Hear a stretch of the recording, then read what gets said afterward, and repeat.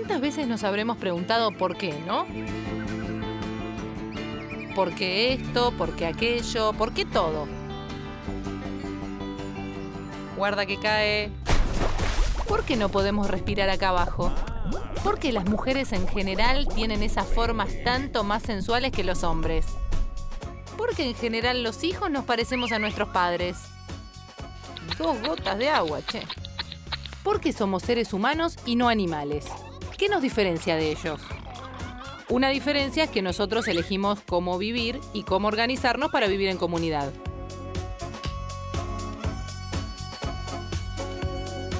Su padre, al igual que Pedro, es socio del club. En este caso, los socios deciden cómo organizarse atrás del presidente de una junta de socios. Ellos votaron y en esa votación, el papá de Pedro salió electo. Esto quiere decir que él tomará las decisiones que correspondan en nombre de los demás socios. Ellos podrían haber votado como no. De hecho, hay clubes en los que solo unos pocos socios tienen voz y voto. También existieron sociedades, como en el Antiguo Egipto, donde solo uno, el faraón, decidía por todos. Era el único con una conexión con Dios. Así se legitimaba su autoridad. Pero en cambio, en nuestro país existe una forma de gobierno democrática. Esto significa que todos los ciudadanos votamos, porque es el pueblo el que gobierna a través de sus representantes. ¿Por qué? ¿Por qué en nuestra sociedad el pueblo gobierna a través de sus representantes? ¿Por qué votamos?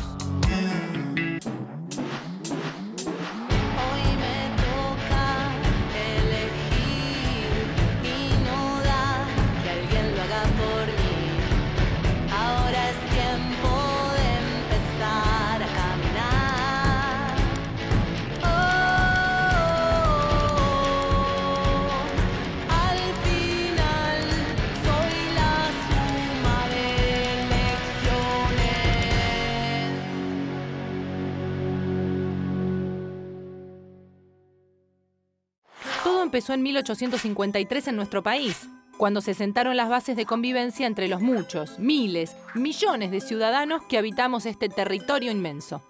Y ese fue, ni más ni menos, el momento en el que se dictó la Constitución Nacional. A partir de ahora y para siempre, se decide que desde ese momento y para la posteridad, la comunidad va a organizarse de una forma específica. En la Constitución se ha decidido que somos una nación y que nuestras instituciones se gobiernan democráticamente. La Constitución Nacional sentó las bases de convivencia del pueblo argentino.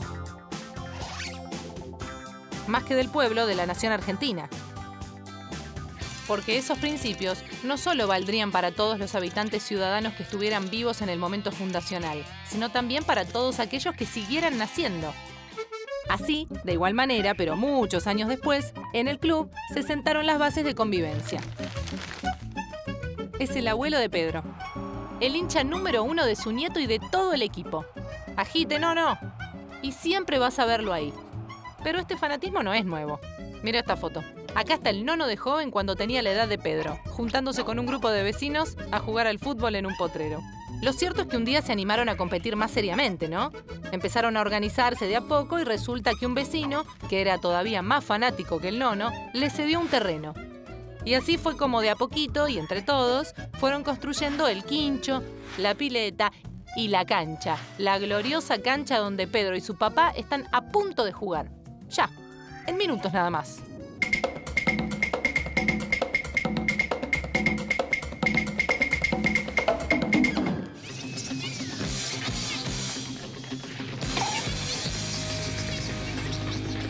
A ver cómo el hongo. Si no, después me duele todo.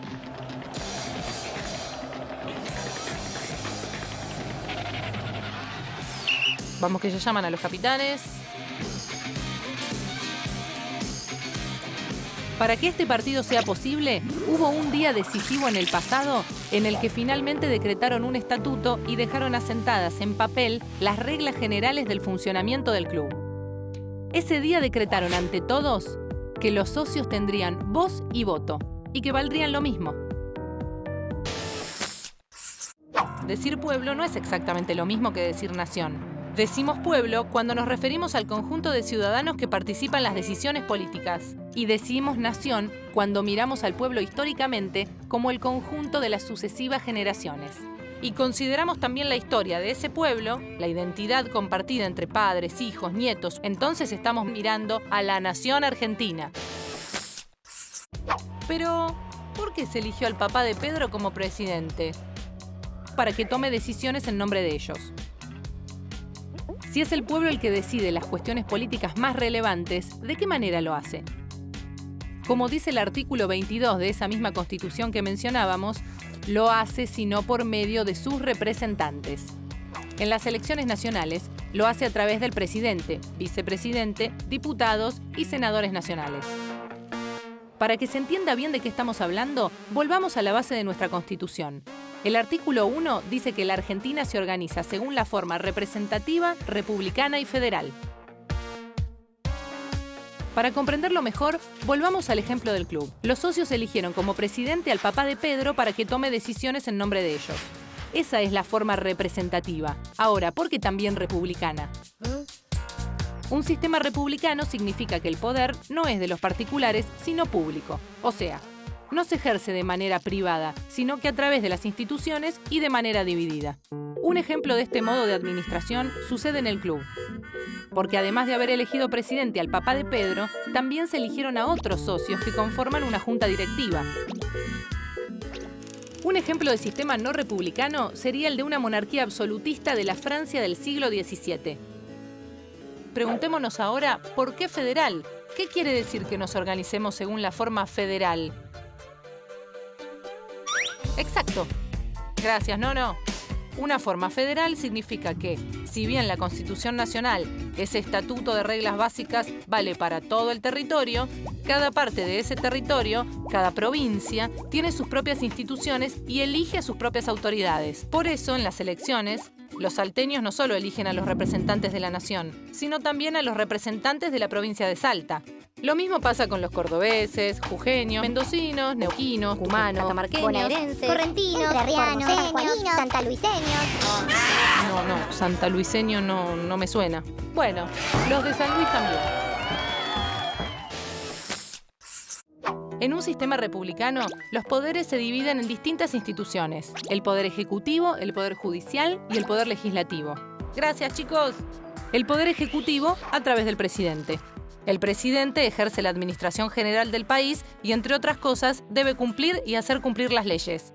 El legislativo, a través de diputados y senadores. Los diputados y senadores se ocupan principalmente de la producción de dichas leyes. Y al Poder Judicial le compete la administración de la justicia a través del dictamen de sentencias judiciales. Cada uno de los tres poderes tiene la tarea de controlar que ninguno de los otros dos se extralimite y desempeñe funciones que no le corresponden de acuerdo con la Constitución. Por dar un ejemplo, el Poder Ejecutivo no estuviera de acuerdo con una ley sancionada por el Poder Legislativo, en lugar de promulgarla y ponerla en vigencia, podría vetarla. Este sistema de división y control mutuo de los tres poderes institucionales es la esencia de nuestro sistema republicano. Cuando miramos a estas instituciones en su conjunto, hablamos del Estado. Es la máxima autoridad en nuestro territorio. Es quien administra legítimamente el poder político.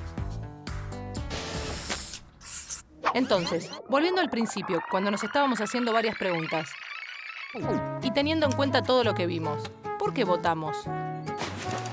Porque así fue decidido por nuestros antepasados. Para ellos, para nosotros y para todos los que sigan viniendo en el futuro. Porque la nación argentina se piensa de modo democrático y bajo una forma republicana, representativa y federal. Por eso nosotros, como ciudadanos, debemos elegir a aquellos que vayan a conducir un conjunto de instituciones políticas que se denominan Estado. ¿Cuánto que heredamos? ¿Y vos? ¿Estás preparado para elegir?